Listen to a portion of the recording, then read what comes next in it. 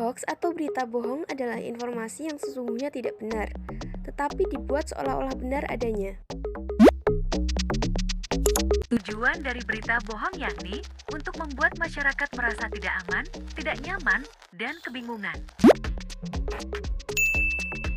Sini, aku beritahu faktor penyebabnya. Terjadinya hoax tentunya ada banyak penyebabnya.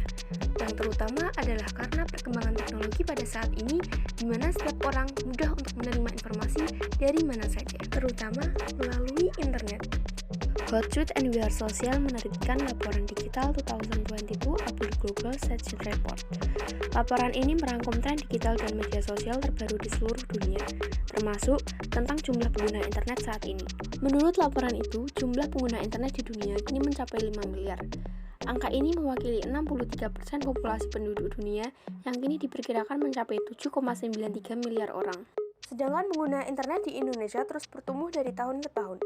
Hal tersebut diungkap oleh Ketua Umum Asosiasi Penyelenggaraan Jasa Internet Indonesia Muhammad Arif saat Indonesia Digital Outlook 2022 di Westin, Jakarta, Kamis 9 Juni 2022. Ia mengatakan kini kurang lebih 77% penduduk Indonesia sudah menggunakan internet. Pertumbuhan ini sangat fantastis.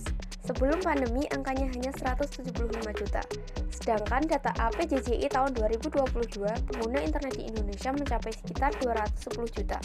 Artinya ada penambahan sekitar 35 juta pengguna di Indonesia, yang artinya resiko tersebarnya hoax semakin tinggi. Sebagai pelajar dan masyarakat Indonesia yang cerdas, kita harus tahu yang mana yang asli dan mana yang hoax. Berikut ciri-ciri hoax. Yang pertama, sumber informasi tidak jelas atau tidak ada yang tahu siapa penulisnya alias anonim. Kedua, cenderung memojokkan pihak tertentu. Yang ketiga, adanya informasi disampaikan secara fanatik akan suatu ideologi. Yang keempat, kata-katanya menimbulkan provokatif. Dan yang terakhir, tidak adanya informasi maupun fakta yang aktual. Hoax mengakibatkan dampak yang begitu fatal bagi kehidupan, yaitu yang pertama, meresahkan dan membuat panik. Hal itu dikarenakan konten hoax tidak bisa dipertanggungjawabkan, baik itu secara data maupun logika. Yang kedua, menimbulkan perpecahan. Ketiga, mengancam kesehatan fisik dan mental. Empat, mengakibatkan kerugian materi. Jadi mulai sekarang, pilih-pilih informasi ya. Jangan salah, selain nggak berguna, kamu juga bisa kena pidana loh. Masih nggak percaya juga?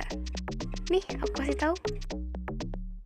Cantum pada Undang-Undang ITE Pasal 28 Ayat 1, setiap orang dengan sengaja dan tanpa hak menyebarkan berita bohong dan menyesatkan yang mengakibatkan kerugian konsumen dalam transaksi elektronik dapat terancam pidana berdasarkan Pasal 45A Ayat 1 Undang-Undang 19 tahun 2016, yaitu dipidana dengan pidana penjara paling lama 6 tahun dan denda paling banyak 1 miliar rupiah.